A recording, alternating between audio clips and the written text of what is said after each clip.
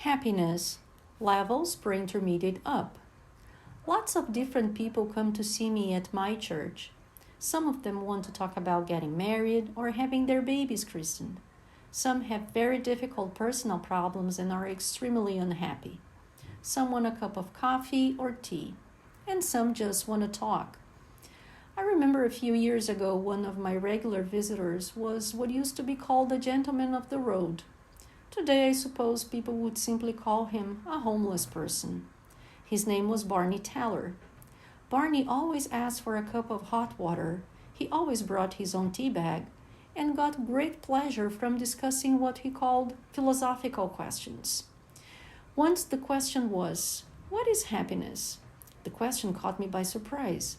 I'm not asked questions like that very often, and so I had to think about it for a while. Well, I began. I suppose that for many people, happiness means having enough to eat, a warm place to sleep, good health, and enough money for the basic necessities of life.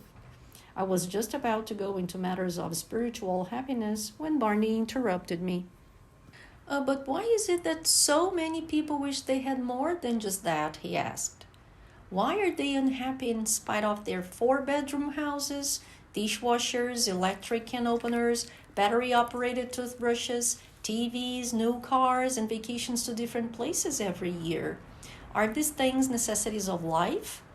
Then Barney added that he personally was very happy, even though he had nothing and had never looked for happiness. "I don't wish I were rich or had more money," he said. "I don't even wish I had a place to sleep tonight. I'll be happy as long as I can walk and breathe, as long as I can be free."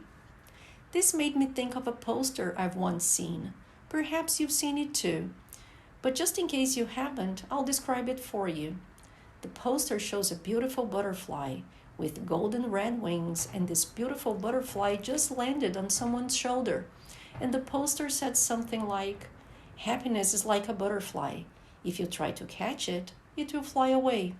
But you forget about it and get on with your life. It may just land on your shoulder." And as I sat there that afternoon with Barney, this homeless man, I also began to think of all those people I mentioned before, who came to me with their personal problems. So many were looking for happiness and never finding it. Maybe I ought to tell them about Barney sometime. And perhaps I ought to tell them that they will never find happiness if they look for it. I mean, it only comes when you least expect it, when you are busy and when you are not thinking about how happy or unhappy you are at all. You've just listened to a part of a talk given on a radio program. Now answer the questions and give your opinion. 1. Who do you think Barney was talking to? Who told the story on the radio program? 2. What do you think was unusual about Barney? 3. Barney asked several questions. Which one do you find easiest to answer? And what answer would you give him? 4. Which question do you find hardest to answer? Can you explain why you find it difficult to answer?